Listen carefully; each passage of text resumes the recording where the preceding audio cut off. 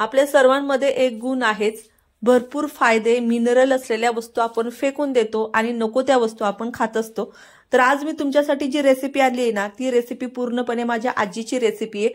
खूप दिवसापासूनची माझी इच्छा होती ही रेसिपी तुमच्यासोबत शेअर करण्याची। नमस्कार, मेजवानी जेवणाची यामध्ये तुम्हाला सगळ्यांचं खूप खूप खूप मनापासून स्वागत आहे। तर आज जे आपण मटार बाजारातून आणतो, थंडी म्हटलं की बाजारामध्ये भरपूर असे मटारचे व्हरायटीज मिळतात आणि मटार सोलल्यानंतर त्याची जी सालं असतात, छिलके असतात ते आपण फेकून देतो। पण खरं सांगते, ही सालं ही छिलके जे असतात अगदी फायदेशीर असतात। भरपूर मिनरल आणि विटॅमिन्सचा स्रोत असतो यामध्ये।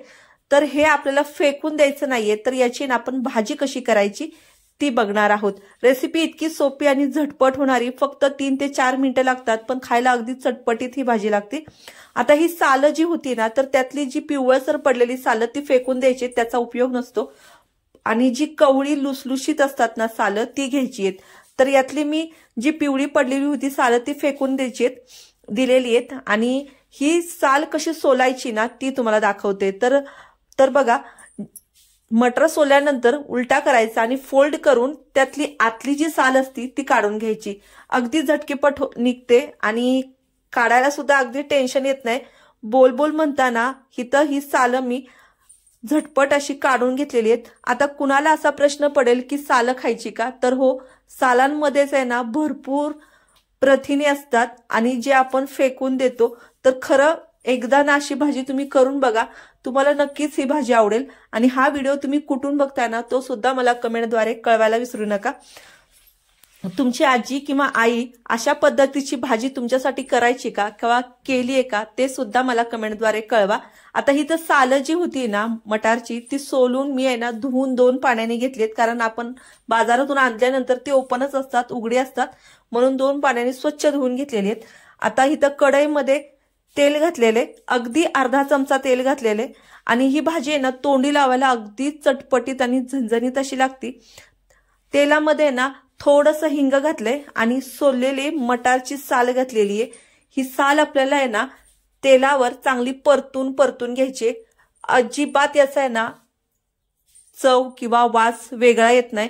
जशी आपण वालाच्या शेंगाची भाजी खातो ना, अगदी सेम तशीच लागती, काही फरक लागत नाही। कुणाला जर पहिल्यांदा तुम्ही दिली ना तर तो सुद्धा ओळखू शकणार नाही की ही भाजी तुम्ही कशाची बनवली, इतकी चटपटीत लागती। यावर अगदी थोडीशी चिमूटभर हळद घालणार आहे आणि घरातला मिक्स मसाला घालून घेतलाय। हे चांगलं परतून घ्यायचंय। तर हे ना परतत असताना मी यावर अजिबात झाकण ठेवलेलं नाहीये। झाकण ठेवायची अगदी लगेच गडबड नाही केलेली मी। यावर थोडंसं मीठ घातलेलं चवीनुसार, आणि मीठ घालून सुद्धा यांना छान असं परतून घ्यायचंय। आता वरच्या सालांमध्ये भरपूर पाण्याचं प्रमाण असतं, म्हणून पाणी सुद्धा आहे ना याला अगदी जास्त लागत नाही। अगदी अर्धा ते 1 चमचा इथं पाणी घातलेले आणि हे चांगलं मिक्स करून घेणार आहे। 2 ते 3 सेकंदामध्ये ना ही भाजी करून सुद्धा तयार होती। आणि याच्या सोबत ना तुम्ही हमखास एक भाकरी खाल, इतकी छान, किंवा तोंडी लावण्यासाठी आहे ना अगदी उत्तम पर्याय आहे हा। तर 2च सेकंद आहे ना ही भाजी बघा, याला तवंग छान आलेले आहे आणि भाजी आहे ना मटारची जी साल होती ती व्यवस्थित अशी शिजलेली आहे।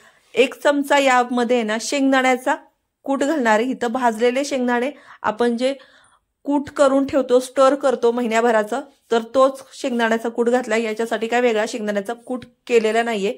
भाजी आहे ना आपली तयार झालेली सर्व करण्यासाठी, आणि यावर थोडीशी कोथिंबीर घालणार आहे, मिक्स करून घ्यायचंय। आणि ही भाजी ना अशी सुद्धा खाऊ शकता, पण ही भाजी आहे ना मी खाणार आहे आंबोळी सोबत ना ही भाजी खरंच खूप छान लागते। तुम्ही सुद्धा आहे ना आंबोळी सोबत किंवा बाजरीच्या भाकरी सोबत अशी भाजी खाऊन बघा, आणि आवडलं तर कमेंट बॉक्समध्ये कळवायला विसरू नका। चॅनलला अजूनपर्यंत लाईक केलं नसेल तर लाईक करा, सबस्क्राईब करा, आणि बाजूला जे बेल आयकॉन असतं ना ते नक्कीच दाबा। तुम्ही माझ्या फेसबुक पेजला आणि इंस्टाग्रामला जर फॉलो केलं नसेल ना, तिथं जाऊन सुद्धा तुम्ही मला फॉलो करू शकता। चला तर मग भेटूया अशा छान रेसिपी सोबत।